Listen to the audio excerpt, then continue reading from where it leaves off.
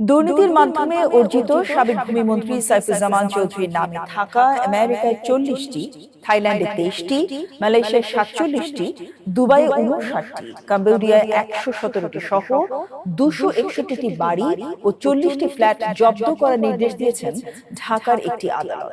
এছাড়া তার ব্যাংক হিসেবে থাকা $1 কোটি সহ দেশ বিদেশের সব সম্পদ অবরুদ্ধ করার নির্দেশ দেওয়া হয়।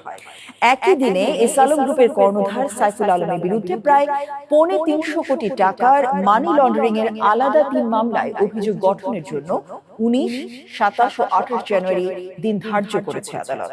বিস্তারিত নাহিদ প্রিন্সের রিপোর্টে। গণ অভ্যুত্থানের মুখে ক্ষমতাচ্যুত শেখ হাসিনা সরকারের সময়ে আর্থিক খাতের লুটপাটে জড়িয়ে পড়া শিল্প প্রতিষ্ঠান এস আলম গ্রুপ 2013 সালে পিকে হালদারের সহযোগিতায় রিলায়েন্স ফাইন্যান্স থেকে 3টি ভুয়া প্রতিষ্ঠানের নামে প্রায় 100 কোটি টাকা ঋণ নেয়। এসব অনিয়মের অভিযোগে অনুসন্ধানে নামে দুদক। অনুসন্ধানে দেখা যায় ঋণ নেওয়া এসব অর্থ সুদ আসলে বেড়ে দাঁড়িয়েছে প্রায় $350 কোটি টাকায়।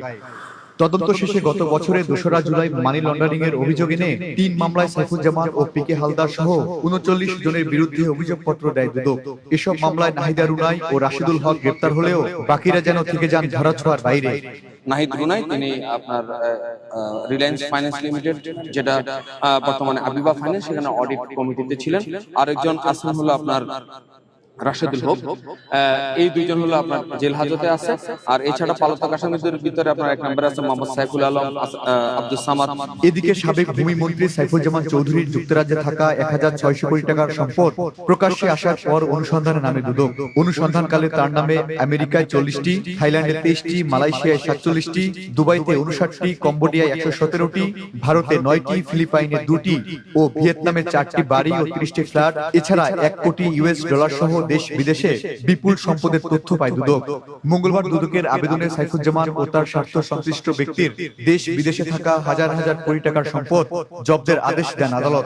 বিভিন্ন দেশে তার নামে বেনামে তার বিভিন্ন কোম্পানির নামে দেখা গেছে যে অঢেল সম্পদের যে একটা বিবরণ পাওয়া গেছে, সেইগুলো মানে অর্থাৎ প্রয়োগ করার জন্য এবং ফ্রিজ করার জন্য বিজ্ঞ আদালত সন্তুষ্ট হয়ে আমাদের প্রার্থনা মঞ্জুর করেছে।